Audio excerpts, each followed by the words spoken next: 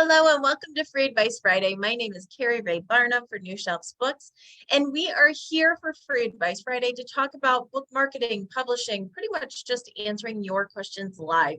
You can join us any Friday by going to newshelves.com/FAF, or you can email in your questions to info@newshelves.com and catch the replays on YouTube, which is simply youtube.com/newshelvesbooks.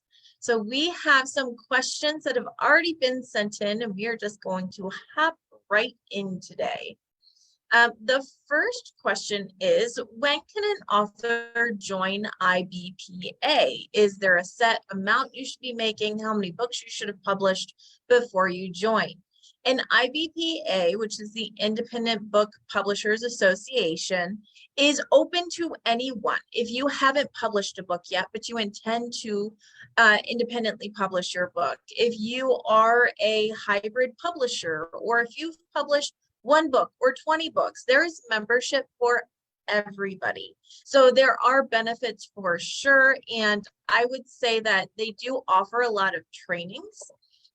Actually, I was on one of their calls. So they do like monthly roundtable calls. I think it's monthly, but they do these roundtable calls. And I was in it this month, and Lee Wind let it slip. I don't think slip. I mean, he was telling people that because they're celebrating their 40th anniversary, IBPA will be offering a lot of their additional and special webinars that they sometimes charge for free in 2023, which means it's gone up the value. It's still the same price, but they're offering it as a special just 40th anniversary celebration, that all of those extra webinars and trainings will be free. In addition to the resources they have Ingram Spark codes, so you can upload or revise up to 5 times through your Ingram Spark account with the IBPA Ingram Spark code, and that's free, so it can quickly pay for itself.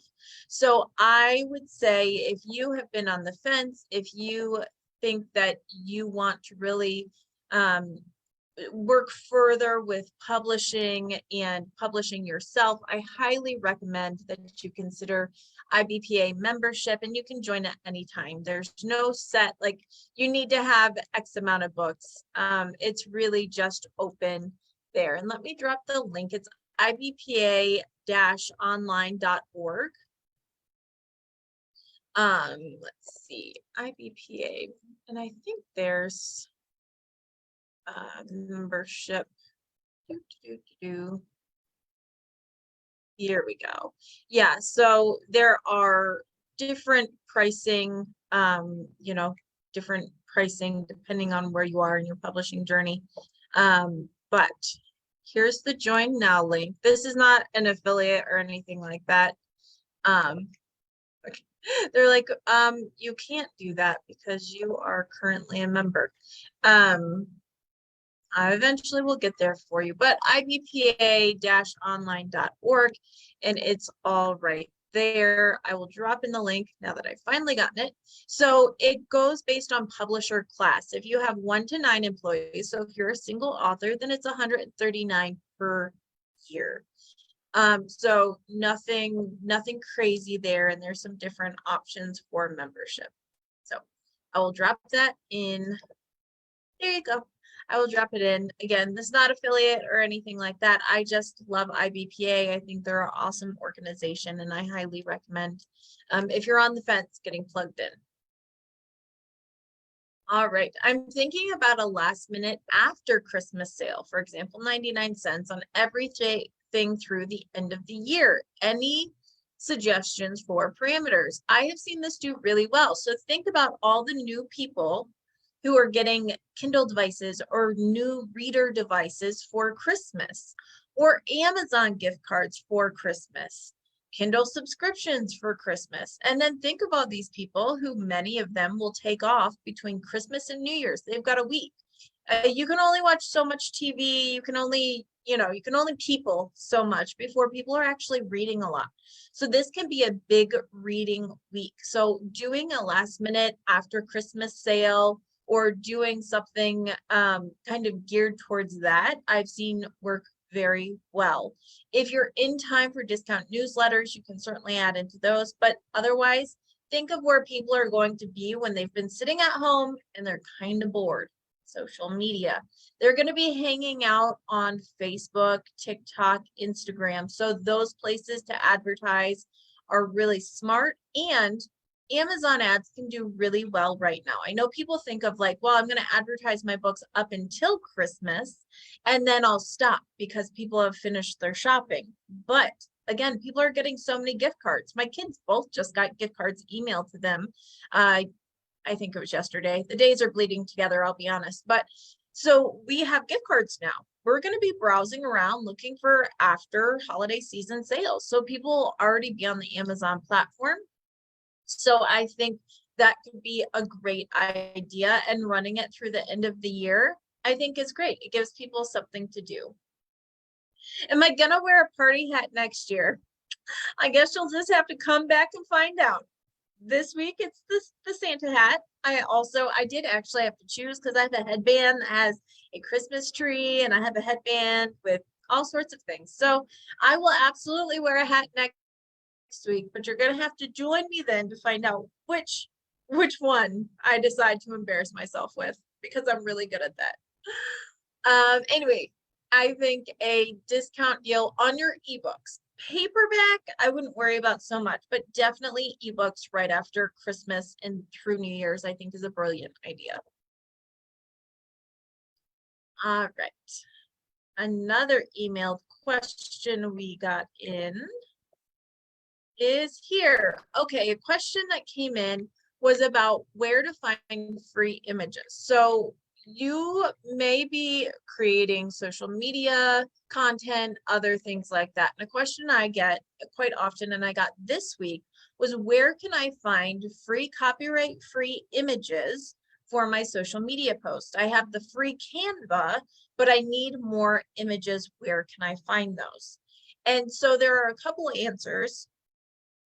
Number one, you can buy Canva Pro, which I have and I love. It's $120 per year, but you get a lot more graphics opened up to you. You get a lot of images and things like that, and everything is paid for. There's no pay per image or anything like that. It's all included. So if you're doing a lot of graphics, that may be worth it to you. If it's not worth it to you, head on over to New Shelves, newshelves.com, and in the search bar for the blog, search images, and you will pull up a blog called 77 Free Image Sites. And this, I'm going to drop the link in for the people who are joining us on Zoom Live, the perks of joining us live. You can go, and this is 77 different sites that offer free copyright images. So you can go and search through there. Now, of course, all of them do have different rules. You want to make sure that you're following copyright rules and you're not stealing graphics, blah, blah, blah. But great resource there. And if you're not joining us live, just go to newshelves.com, use the little search bar and type in images, and you'll see that blog pop right up so that you can use it and get to graphic making. I know that's on my list of things to do over the next week. That sounded sarcastic, but it really is on my list of things to do over the next week. Let me see here. The next question is from Kate, and Kate is asking about the process of how to go and get your book published. Like, what are the steps that you need to go through from manuscript to publish? And so I could talk on that for an hour or two, but I'm going to give you the distilled quick version. Once you have your finished manuscript, it has been edited, it's cleaned, it's scrubbed, it is your final. The next step is, if you're going to self-publish, the next step is to go and find a formatter or start formatting yourself. So if you're formatting yourself, of course, there are programs like, well, InDesign, but that's got a steep learning curve. If you're more of a newbie, Atticus is fantastic. It's $150, and Atticus can be used on a Mac or a PC, or Vellum, which is really meant for a Mac.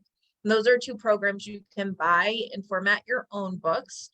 or you can go and you can find a formatter and have them do it for you. Completely depends on your computer savvy and what you're willing to invest in the time and all of that kind of stuff. But you need to get it formatted. Once the book has been formatted, then you need to go through and you need to proof it.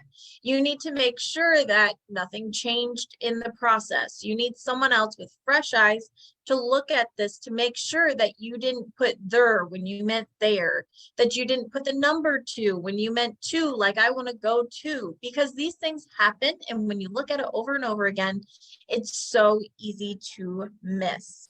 So I would say next step is going to be proofreading. Once you've got it proofed and you've got it pretty much done, then you'll have the opportunities to start submitting for reviews. So those professional reviews, many of them require that you submit 3 to 4 months prior to publication. So we're talking Publishers Weekly, Kirkus, Ford Reviews, Shelf Awareness, all of those places is where you can start pitching 3 to 4 months out. Now, in the meantime, while you're doing all this other stuff and someone's formatting your book or you're formatting, you'll also need to be thinking about your cover. Now, your cover design is something you can start. You can start the concept. Again, either you're creating it yourself or you are paying for a professionally designed cover. I highly recommend that you invest in a professionally designed cover. That is your biggest marketing piece. And if your cover is not up to industry standards and it's not what people expect to see in your genre, you don't have a chance at sales because it's your first marketing piece. You're not even going to attract people to your pages if your cover's not on point. So you've got to have your cover designed. So your cover concept can start, but your full wrap cover for a print paperback can't be finished until your interior is formatted, because your full cover wrap, the spine size, is dependent on your page count. So you can't finish your cover for a paperback until you've already formatted the interior and you have your page count. So a lot of things kind of can start, but they happen in tandem because they rely on each other to get done. Now, I did not go into all the really minutia of making sure that you've purchased your ISBNs and all of that. But that certainly has to go in there as well. Then you've got your interior done. You've got your cover done. You have started submitting for your professional reviews. You need to know when your book is going to launch. If you are waiting for your book to launch because you want to submit for professional reviews, then you are picking a launch date 3 to 4 months out from the time your book is finished. From the time your book is finished. This one is hard for a lot of authors that are indie publishing because you're like, but it's done. I would like to get this puppy out. But if you would like to submit for professional reviews, you still need 3 to 4 months to do that. So that means setting your book further out. So you would set your date out, you find your launch date, you submit for professional reviews. By this time, you can go into your proofreading step. So you're seeing how things overlap, right? So proofreading can happen after you do some submissions. It's pretty much expected that a lot of awards and reviews and things like that will have a ARC or a unproofed manuscript, which means it should be pretty clean, but if they find a typo or two, no one's going to really harp on that. Now, if there are a bunch of them, they absolutely will, because they'll think it was poorly edited. So you have your date, your launch date, then it's time to start working on your marketing. How are you going to launch this book? Are you going to ramp up on social media? Are you going to reach out to bookstores and to libraries? Are you going to do a blog tour? Because those typically book out 3 to 4 months. You need to make sure you're doing that. So that's when you actually get into more of the marketing process. And this is also at that 4-month mark is typically where you're going to put your book up for pre-order. You're going to upload your files to KDP, to Ingram Spark. You're going to order your physical print proof copies to make sure that your spine works. Working with a client, and we were like, yep, this book is good to go. And I was like, really need a printed proof. We get that printed proof, and the spine was off because the template we were using was wrong, or the template the cover designer was using was wrong. So these are all things to consider as you're walking through the process. So it is a process. It's doable. It helps to have someone on your side who knows what they're doing and is helping create a strategy for you.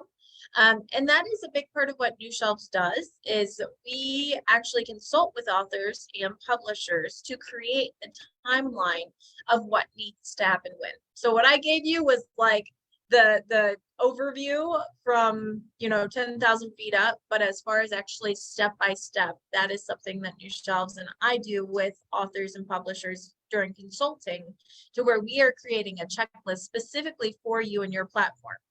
All right, this is when we need to buy your ISBNs. We've got to assign the ISBNs. This is when you can upload your book. This is when you can apply for your author profiles. Did you do a Goodreads giveaway setup and all of that kind of stuff? So creating a strategy and a map for you to follow is something New Shelves does. If you're interested in that, or just chatting to learn more and see if it's something that would work for you, just email us, info@newshelves.com. And hopefully again, that's kind of a big overview, but hopefully that gives you an idea of what happens step by step. Can we get reviews anytime to keep interest going? So there are a couple different kinds of reviews. There are professional industry reviews. Again, Shelf Awareness, Publishers Weekly, Kirkus. Typically, those reviews have to be procured before you publish. So many of them require that you submit 4 months in advance if you are submitting through their actual submission channels and you're not paying for reviews. Now, a lot of these channels also offer paid for reviews. So Publishers Weekly, you can submit through Book Life as an indie author for Publishers Weekly and get a free review there, the chance of a free review. Or you can pay Book Life and get a Book Life review. Do note that they're different, and people in the industry know they're different. If I see a Book Life review, I know that that review has been paid for, which doesn't mean it's not a good review, doesn't mean it's not valid, but as far as its impressiveness, it's not quite as impressive, because if you have a publisher's or a Book Life review for Publishers Weekly or a Publishers Weekly review for Book Life, that means that you were chosen by Publishers Weekly, the traditional publication, to be reviewed, and you did not pay for it, which is just a little bit more social credibility. So there are options. You can always get those paid reviews. Your book could be years old and still get a paid review. It's not going to matter as much if it's years old, probably, because most of it will be in your launch marketing and things like that. But it depends on your goals and where you're pitching and that kind of thing. So those are your professional trade reviews. Then there are endorsements. Endorsements are like reviews, but they are from people who are socially credible. So if your book is about dentistry, it could be from a really well-known dentist. It could be from a celebrity. It could be from another author writing about dentistry. And so that could be an endorsement of your book, and you can always get those. They always help. It's wonderful. It is someone else with social credibility or credibility in your industry endorsing your book, and therefore giving your book credibility in a review. Then there are reader reviews. Reader reviews are when people go on to Goodreads or they go on to Amazon and they star your book. Now, they may just give you a star. They may write and say, this was the best dentistry book I've ever read. It just depends. You can always get reader reviews, and you should. Your book throughout its lifetime should continue to get reader reviews. And the reason why is, if people are consistently buying and reading your book, it is reasonable to expect that maybe around 10% will go and review the book. So having reviews kind of continuously come in from readers is a sign to people in the industry that your book is currently being bought and read, or read online or in the library or different things like that. But yes, reader reviews is something you should work towards and ask for throughout the life of your book. So that's kind of the 3 different types of reviews that you can get and how they work. Is a book life review worth it for children's picture books? So I get the question about paid reviews pretty often. I always suggest that if you're going to submit for the professional trade reviews, do it 3 to 4 months early, submit for the trade reviews, and give your book the chance of getting a organic review. If they send you a note saying we're not going to review your book, it's been denied for it, or it's been 3 to 4 months and nothing's come out and you don't think you're going to get that review, if it's at that point, sure, consider a paid review. And the reason why is just because it's paid for does not mean that it's going to be positive. Kirkus is known for this. Kirkus Reviews does charge. I think it's like $4.50. It went up recently. It used to be $3.75. Now it's $4.50 for a paid review if you're not doing a rush timeline. I have had people pay for a Kirkus review and it was so harsh, they did not publish it.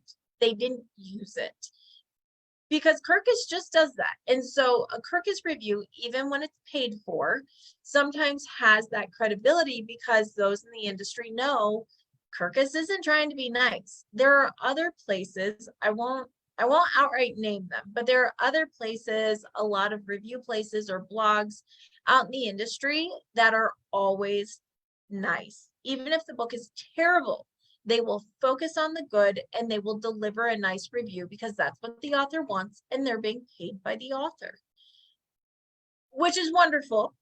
It's great to have that fluffy feeling. However, those reviews aren't necessarily trusted in the industry because we know that they are not going to talk about the issues. They're not going to tell us if there's grammar problems. They're not going to tell us if there are plot problems or if there was a character that was massively insensitive.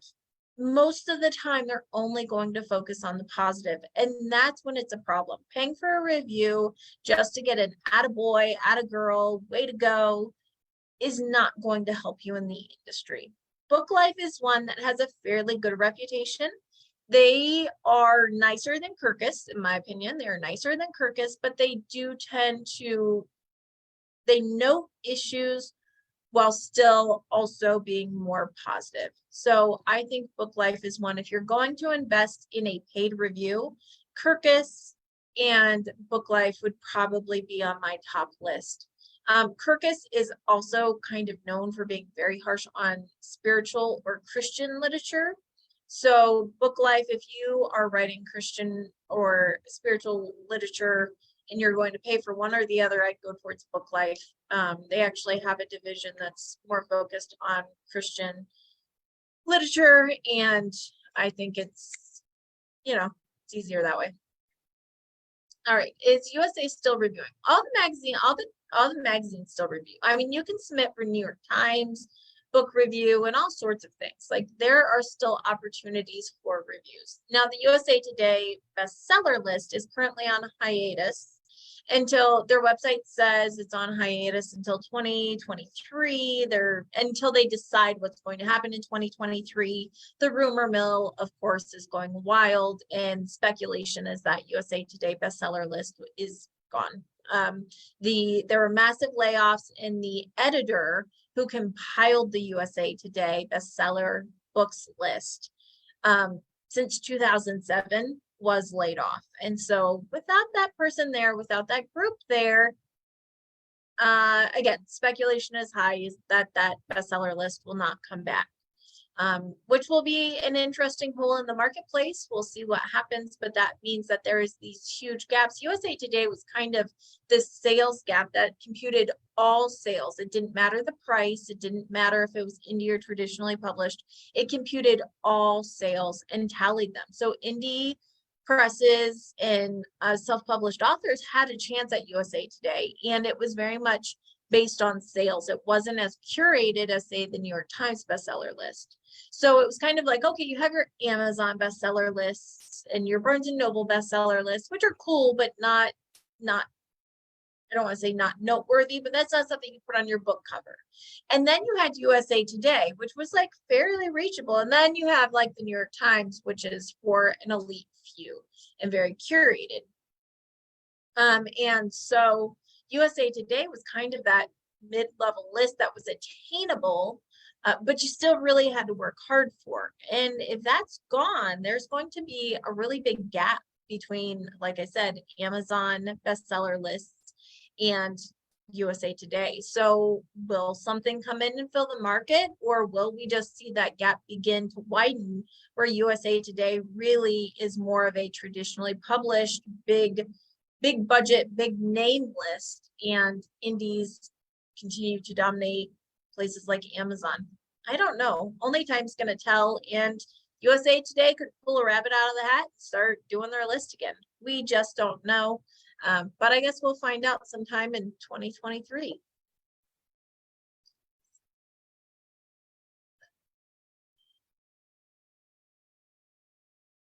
All right, if I put an ebook on sale, for example, at 99 cents, can I send out gift ebooks for that price? Yes, if you can gift books at 99 cents, if that's the price that it's set at, because you pay the price that's on Amazon. So the answer to that is yes. All right, some things that are happening in the industry that I've noted this week. Many of you are familiar, some of you, I shouldn't say many, some of you are familiar with Ingram's. Ingram has had a sale called Aereo, or it's AER.io. So I'll call it Aereo, even though I may be mispronouncing it. And they have this sales platform where you could essentially curate a shop that worked directly with Ingram Spark and Ingram Wholesale, so that you could create a shop and sell your own books kind of direct through their platform. And you could also curate a shop of other titles from Ingram, and you could sell books and make money and profit off of those. Well, an email was sent out on Monday saying that Aereo is going to be closing as of January 31st. January 31st, they are shutting down. In the interim, they are no longer taking new titles that are on pre-order, because they want to make sure that they're not having orders that go out into the future. And they are also going to be not taking orders for anything that's on back order. So they will continue taking sales through January 31st. And then they are intending to be done with shipping, done with accounting in April. So if you have used this platform on your website or to sell your books directly, that's going away. And of course, really what it looks like is Ingram is saying, hey, if you still like this idea of curating a shop and kind of doing it directly through your website, they're encouraging people that bookshop.org has a similar feature.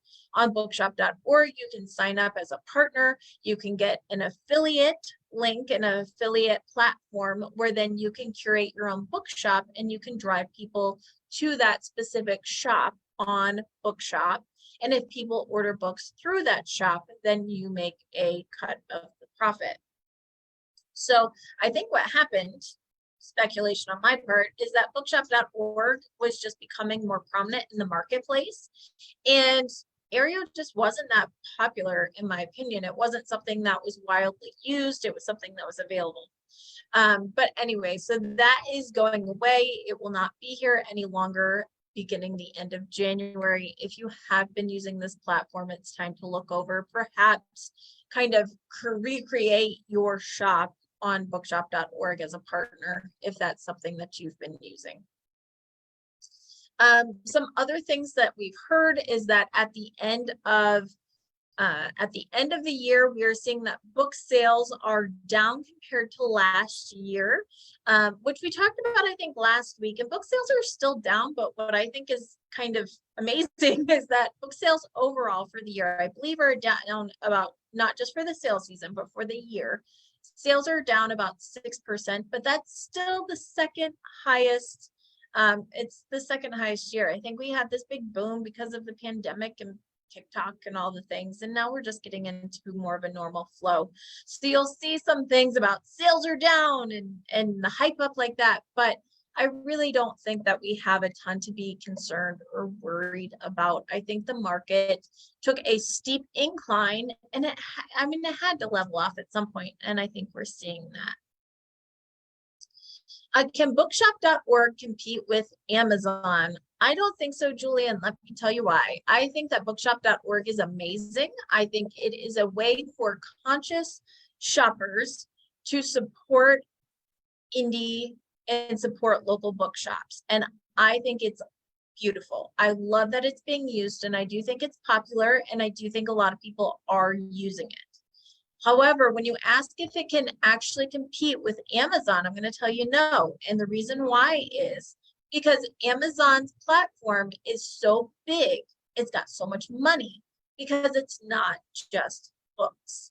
It is books and toys and clothes and baby food and diapers and cat litter. It's got all the things. So it is driving more consumers and more customers to one site because there are a lot of people who can do their shopping there.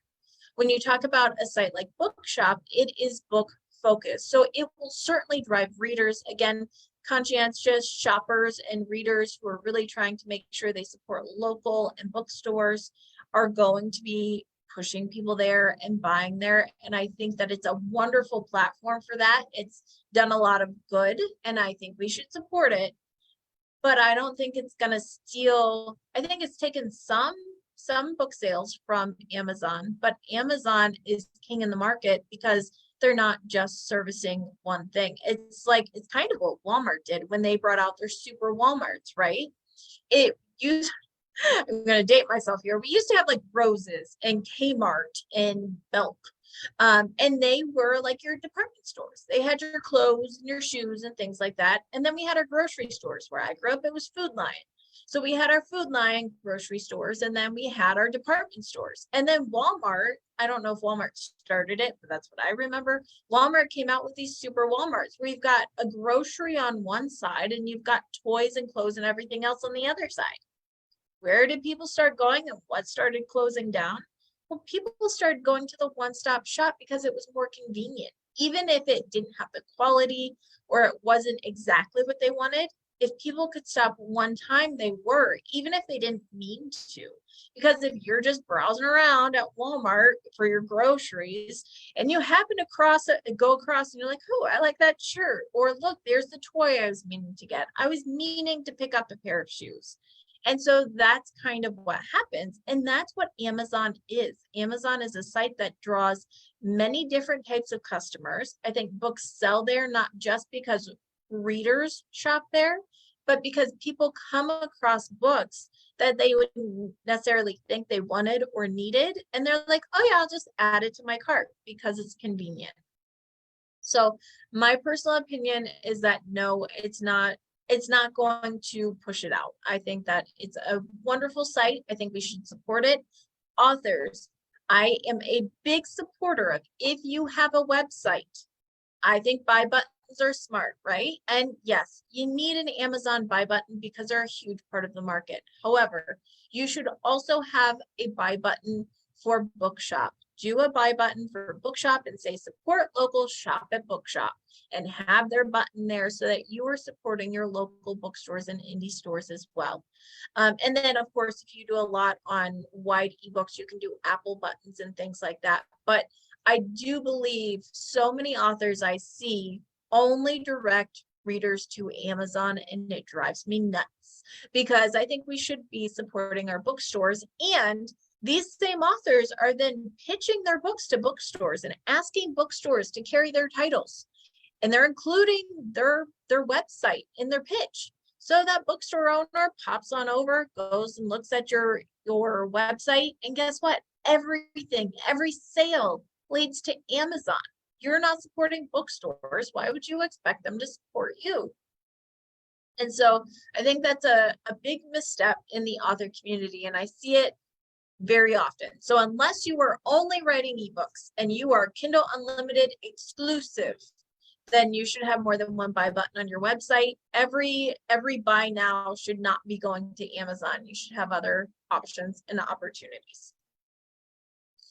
Speaking of bookstores, there has been a lot of news about how Barnes & Noble is planning on expanding and bringing more bookstores in 2023. So it's been in the news. I've seen it on Book Riot. I think I saw publishers, I might have seen it in my Publishers Weekly magazine, in the news that Barnes & Noble is planning on opening 30 stores in 2023. And everyone's like, yeah, the bookstore is coming back, which is kind of true. We are as book readers and lovers, we're very excited that Barnes & Noble is doing well and they are planning to open 30 stores. However, I think some of these articles are a little misleading because what they're not saying is that most of the stores that are reopening, it's actually Barnes & Noble taking back ground from stores that were closed during the pandemic. So quite a few stores were closed in 2020 and 2021.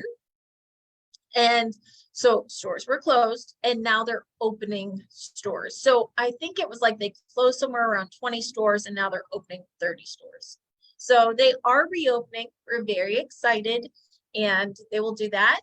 The other thing I wanted to mention, and this is not like a Barnes & Noble like bash or anything like that. I just think it's important that when we see news that we know the full story rather than just the headline. So yes, Barnes & Noble has got some stores. They have been doing very well with TikTok. They have like TikTok trend tables now, and they're doing a lot with that. And they've also given individual managers some more leeway in ordering from local authors and things like that if they'd like to. So lots of good things happening there. But they're opening 30 stores. A lot of that's taking back ground.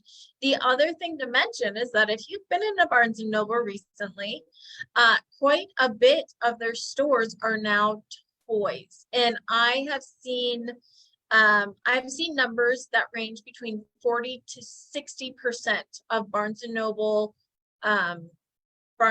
store area, as well as their sales, come directly from toys and other children's items rather than just books.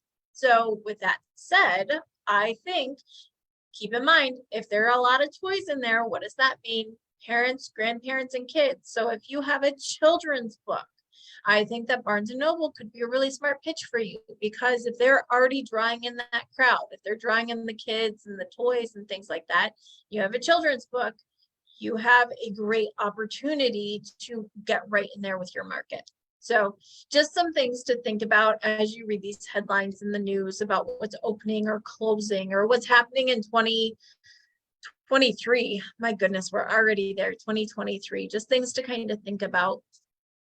Other things that I've seen a lot of just over the last week is just looking back on 2022, our biggest steps, our biggest trends. Some of those big trends being, of course, Amazon has made a bunch of changes, as they do. They opened up Amazon ads to traditionally published authors, which was a really huge deal for those working with hybrid publishers or traditional press, having access to Amazon ads, Amazon being the biggest marketplace share of book sales. That was a huge step.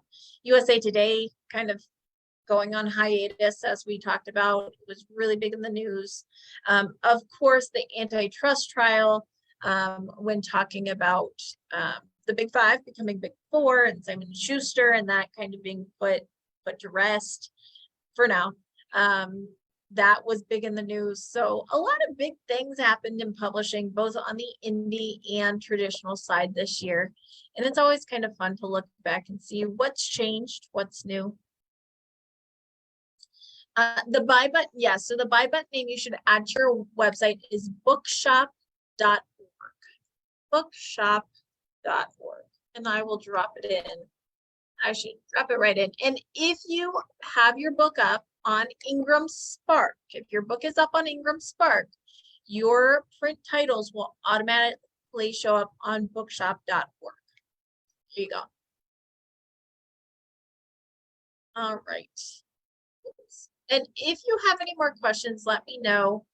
Again, some of the stuff just happening in the industry and some of the things that we're seeing changing. I'm looking forward to 2023. I think we will continue to see TikTok kind of increase a lot of sales. I think we will see TikTok.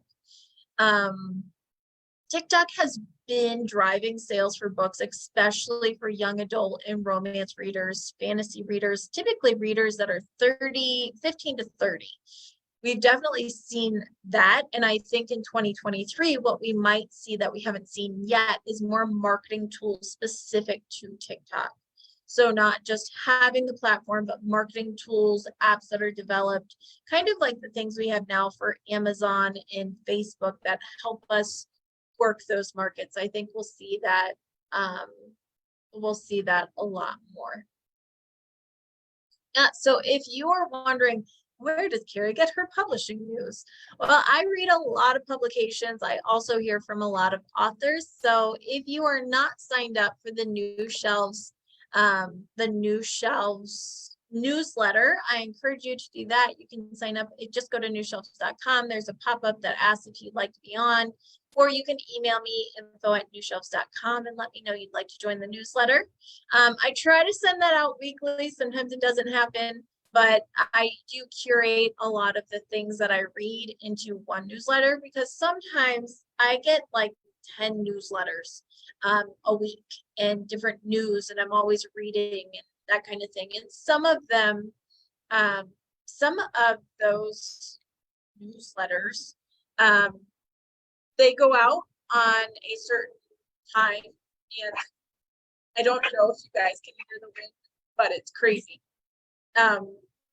So they go out at a certain time, and sometimes they just have a lot of filler stuff that doesn't necessarily doesn't need your time and attention. So I go through all of those and I kind of curate and read, but some of my favorites, I am signed up with Jane. Jane Friedman is amazing. I get her hot sheet newsletter. It is a paid subscription. She has a free one as well, but the paid subscription is fantastic and well worth it, in my opinion. I also get the Publisher's Lunch, which is through Publishers Marketplace, which is also a paid subscription, and you can get those daily, weekly, so many options. Bob Eckstein's newsletter is fantastic. It's not full of filler, but it is fun. Lots of fun things in Bob's. If you like to laugh, and you're not easily offended, may I recommend that you join Bob's newsletter. Love it, Bob. Lots of cartoons in there, of course, because it's Bob Eckstein.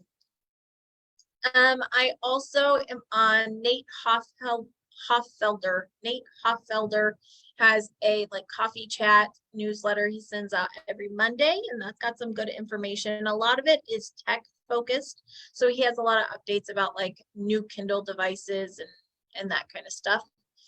I go on to Publishers Weekly daily. I get their newsletter, I get the Shelf Awareness newsletter, and a lot of things like that. So I am on Publishers Weekly daily. I go to the American Library Association at least weekly, and I'm looking at news and ads there. I get the Publishers Weekly magazine. I get the IBPA Independent magazine. Gosh, again, much like I have, and we have talked about this, I have association FOMO. I am a part of IBPA and Ally, Nonfiction Book Association. I am a part of them all, and that's kind of how I am with newsletters. I am on a lot of them because I like to know what's going on. That's part of what I do, is I dig through all of these newsletters and all of the information so that authors like you don't have to. A tree literally just fell down in my backyard. Sorry if I'm distracted. It's there's a squirrel running away. All right. So yeah, things like that. Look, I feel like the Postal Service right now, come wind or high rain or whatever it is, New Shelves is going to do Free Advice Friday. So yeah, I think that those are kind of the places I go for my news. Also, New Shelves blog, we're hoping to get back on track for 2023, where we're posting more often. It's been kind of a crazy 2022. New Shelves YouTube, we have a bunch of stuff. If you are not subscribed, I had a lot of people ask If you're not subscribed to the New Shelves YouTube, recommend you do that because over the Christmas holiday, which New Shelves is pretty much shut down over Christmas, but over the New Shelves or the New Shelves holiday, the Christmas holiday, a video will drop that is all about how to upload your book to Ingram Spark. It is actually a step-by-step how to upload, how to make your choices, how to decide on pricing. And I also have a free downloadable checklist of items you should kind of get together before you get started so you don't get stuck again. So if you're not joined, I highly recommend you do that. All right, you guys, it is getting pretty gnarly out here, and I am in a room that is 3/4 windows. So I'm gonna hop off. I hope you all have the best Christmas. I hope that if you celebrate Hanukkah or Kwanzaa or Christmas, whatever it is, I hope that your hearts are full, that you get to spend time with the people you love. Thank you for being a part of New Shelves this year. I'm really excited for 2023. I will be back next Friday. It'll be right before New Year's. Come find out which crazy hat I'm wearing, and I hope to see you there. If you have questions, of course, you can always just email them over to info@newshelves.com. So we have them. The replay of this video will still go up on Monday, so you can access it then. Bye, guys. Have a great holiday.